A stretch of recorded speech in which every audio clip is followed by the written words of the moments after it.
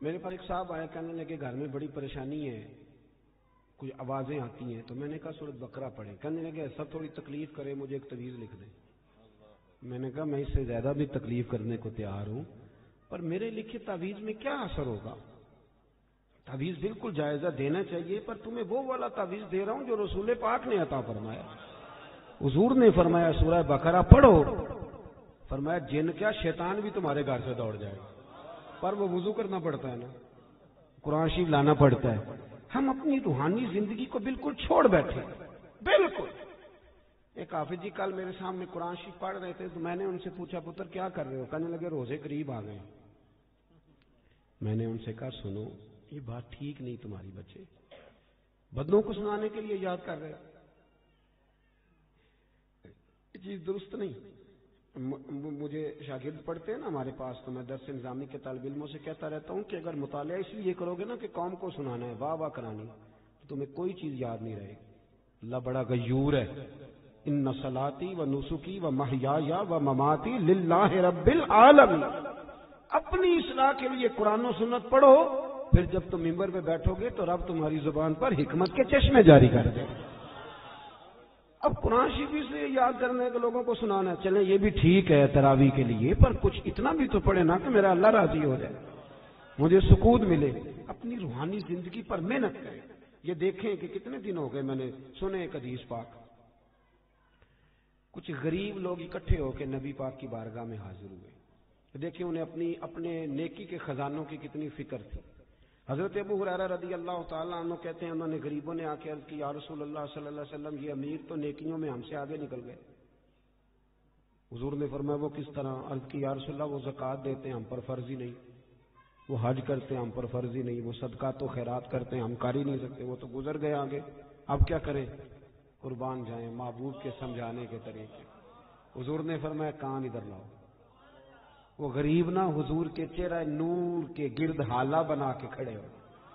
حضور فرمانے لگے سنو کان میں بات، رات کو جب سونے لگو نا تو 33 بار سبحان اللہ پڑھا کرو، پھر 33 بار الحمدللہ پڑھا کرو، پھر 34 بار سبحان۔ دیکھیں آپ کو یاد، اس کا نام کیا ہے؟ تسبیح ہے سبحان۔ اللہ آپ کو خوش رکھے، بڑی خوشی ہوئی آپ کی زبان پہ لفظ سن۔ کہا یہ پڑھ کے سویا کرو رات کو۔ امیر جتنے بھی نیک کام کریں گے نا، تمہاری اس تسبیح کی برکت سے اللہ تمہیں سب امیروں سے زیادہ اجر عطا کرے گا۔ مشکل کام تو نہیں، سب امیروں سے۔ انہیں فکر تھی کہ وہ کہیں ہم سے آگے نہ نکل جائیں روحانی دنیا میں، نیکیاں زیادہ نہ کما لیں۔ آج کل تو رٹا یہ بنا ہوا ہے کہ دیورانی کہتی ہے اپنے شوہر سے کہ میری جیٹھانی نے فریزر نیا لے لیا، اب میرا نہیں گزارا جب تک نیا آئے نا، فوری طور پہ مجھے جدھر سے مرضی ادھار قسطوں پہ لے آ، لیکن شریکے دے نار رل کے ٹرنا پیچھے۔ یہ ہماری دوڑ ہے، اس سے نقصان ہوتا ہے، اس سے اخلاقی کمزوریاں جنم لیتی ہیں، اس سے آزمائش میں۔ آپ یہ دیکھیں کہ وہ جو میرا پیچھے خزانہ ہے نیکیوں کا جو خزانہ ہے، اس میں آج کل کیا ہے؟ میری زبان کہیں ایسا تو نہیں کہ باقی ہر جگہ چلتی ہے، صرف ذکر میں نہیں چلتی، میرا سر باقی سارے کام کرتا ہے، صرف اللہ کی بارگاہ میں صحیح نہیں۔ یہ غور کریں۔ حضرت ابو ہریرہ رضی اللہ تعالیٰ عنہ فرماتے ہیں وظیفہ پوچھ کے گئے، اور پھر وہ کچھ دنوں کے بعد واپس آئے۔ گئے تو بڑے مسکراتے گئے تھے، جیسے خزانہ ہاتھ لگ گیا۔ بڑے کچھ دنوں کے بعد واپس آئے تو بڑے پریشان تھے۔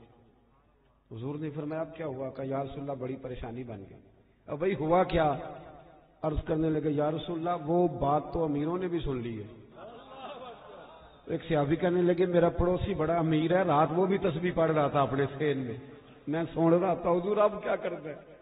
تو سرکار اس بات سے راضی ہوتے تھے، حضور خوش ہوئے، مسکرائے، فرمایا اب کیا کرنا ہے؟ ذالک فضل اللہ یؤتیہ من یشاء، یہ پھر اللہ کا فضل ہے، وہ جس کو چاہے عطا کر دیتا ہے۔ میرے عزیز سمجھیں کہ وہ لوگ، اور وہ ذرا سا بھی اپنے اندر ریا نہیں آنے دیتے تھے۔ حسد نیک آدمی میں بھی ہوتا ہے، ناراض تو نہیں ہو گئے نیک لوگ جی؟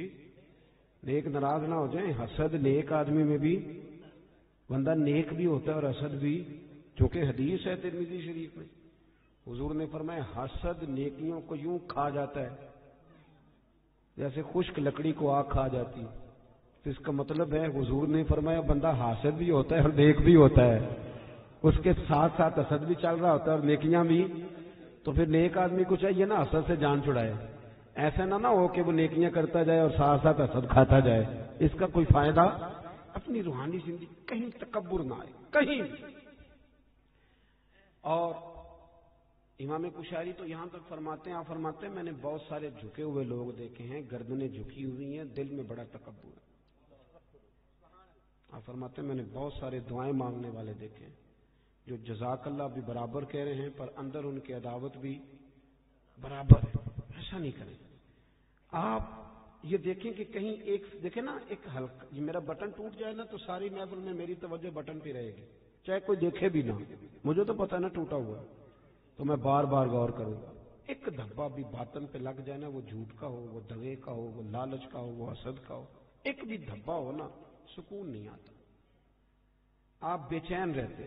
یہ میری طرح کے کچھ لوگ ایسے ہوتے ہیں جن کو اسٹیج پہ بیٹھنے کی بیماری لگ جاتی ہے. اب یقین کریں میں تو کسی وقت سوچتا رہتا ہوں کہ کوئی محفل ایسی بھی تو ہونا کہ ہم بھی پیچھے بیٹھ کے سنیں، اپنا چسکا بھی تو پورا کرنا ہے. لیکن وہ کئی میری طرح کے لوگ بیچارے گردن اونچی کر کر کے نقیب کو دکھاتے ہیں کہ میں بھی آیا ہوں، کسی طریقے سے اعلان کاری دے میرا، میں چودھری صاحب ہوں، علاقے کا محلے کا بڑا ہوں، 2 دفعہ چیئرمین ہوا، بلا لے کسی طریقے. اس سے گھٹن آئے گی آپ کے مزاج. بات زیادہ نہیں کرنی، سمیٹنے کی طرف آ رہا ہوں. سید احمد کبیر رفاعی اعلیٰ حضرت بریلوی رحمۃ اللہ علیہ نے بڑی کھل کے تعریف کی ہے اس درویش کی، اور یہ وہ کامیاب ترین لوگ ہیں جن کا عشق حضور کی بارگاہ میں مقبول ہو گیا. دروازے رسول پہ حاضر ہوتے تھے تو اللہ کے محبوب کروے انور سے اپنا بازو باہر نکال کے ہاتھ ملایا کرتے. حضرت سید احمد کبیر رفاعی رحمۃ اللہ تعالی علیہ فرماتے ہیں کہ کسی نے کہا حضرت اتنا اونچا مقام کیسے مل گیا؟ تو آپ فرمانے لگے لوگ مجھے مفتی بھی کہتے تھے، عالم بھی کہتے تھے، کچھ لوگ میرے مرید بھی تھے، لیکن فرماتے میں نے ساری زندگی سب سے گناہگار مسلمان کو بھی اپنے سے افضل ہی سمجھا. کیوں؟ آپ دلیل دیتے تھے، فرماتے تھے جب اللہ نے کہہ دیا کن تم خیر امت اور تم بہترین ہو میرے نبی کا کلمہ پڑھنے والوں، تو فرمایا میں نے ہر صحیح العقیدہ کو، کلمہ گو کو اپنے سے افضل ہی سمجھا. یہ تھوڑا کرنا پڑتا ہے، ورنہ تو آپ ایک چکر میں پڑ جائیں گے، آپ کے لیے مصیبت کھڑی ہو جائے گی. ورنہ تو آپ اپنا لیول خراب کر بیٹھیں گے، آپ کا کسی سے پیار ہی نہیں رہے گا. آپ بلندی پہ ہوں گے، آپ کو کوئی نعرہ لگا کے ہاتھ چوم کے پیار کرے گا تو آپ کر پائیں گے، ورنہ رہ جائیں گے آپ بیچ میں. سید احمد کبیر رفاعی فرماتے ہیں کہ میں ایک دفعہ گزر رہا تھا ایک کھیت کے بیچ میں، درمیان میں منڈیر تھی چھوٹی سی، کیا کدے پنجابی چ واٹک جی، آپ کا نہیں مجھے پتا، میں تو پینڈو ہوں.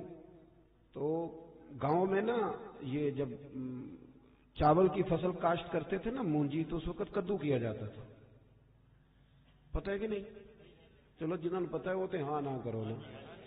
وہ کدو کا مطلب یہ ہوتا تھا کہ وہ ساری فصل بھر دیتے تھے پانی سے، اچھے طریقے سے بھر دی جاتی تھی. وہ بڑی نرم، کیونکہ چنے کی فصل کا بیج نہیں لگتا، اس کا پودا لگتا ہے، پہلے وہ الگ جگہ لگایا جاتا ہے، پھر اس کو وہاں سے لا کے یہاں بویا جاتا ہے. ایک پوری ترتیب ہے، پنیری اس کو کہتے ہیں. اور بھی کچھ عقیدہ سی تھی مجھے یاد، لاب، دیکھیں قاری صاحب کو پتا ہے ہاں جی، لاب ہے نا جی. اللہ تعالیٰ جزائے خیر دے، بہت ساری برکت دے قاری صاحب کو، آپ سب حضرات کو.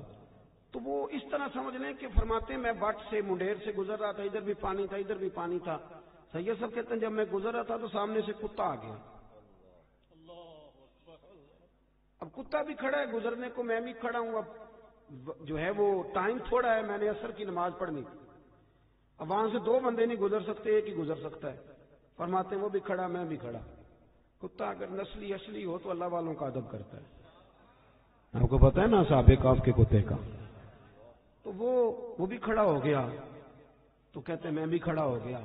اب وہ میری طرف دیکھ رہا ہے کہ میں ہٹوں اور میں اس کی طرف دیکھ رہا ہوں کہ وہ ہٹے. اب بات جب لمبی ہو گئی تو سید صاحب فرماتے ہیں میں نے دعا کی، میں نے کہا مالک اسے زبان ہی دے دے، میں کو بات ہی کر لوں. تو اللہ بڑا کریم ہے، دعائیں مقبول فرماتا ہے. کہتے ہیں کتے کو اللہ نے زبان دے دی. تو میں نے اسے کہا یار ذرا ہٹ جا، میں نے جانا ہے.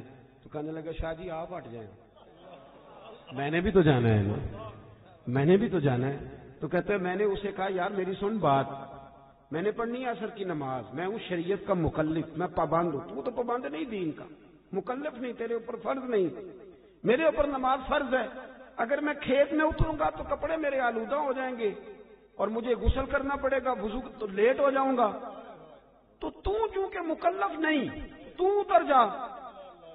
تو کہتے ہیں اس نے مجھے بڑی عجیب بات کر دی، کہنے لگا شاہ جی کھیت میں اترنے سے تو آپ کے کپڑے آلودہ ہوں گے، پر مجھے کتا اور حقیر سمجھ کر اگر آپ نے کھیت میں اتارا تو آپ کا دل آلودہ ہو جائے گا اور کپڑے تو دھل جائیں گے۔ وہ کیا کہا تھا درویش نے؟ بابا صاحب کہنے لگے راتی جاگیں تے شیخ صدا میں، راتی جاگ دے کتے تیتھوں اتے، مالک دا در مول نہ چھڈ دے، پاویں مارو 100 جتے تیتھوں اتے، ایک برکی دا قدر پچھانن، پاویں مالک ہون ستے تیتھوں اتے، اٹھ بلیا چل یار منا لے نہیں تے بازی لے گئے نہیں کتے، اٹھ بلیا چل یار منا لے نہیں تے بازی لے گئے۔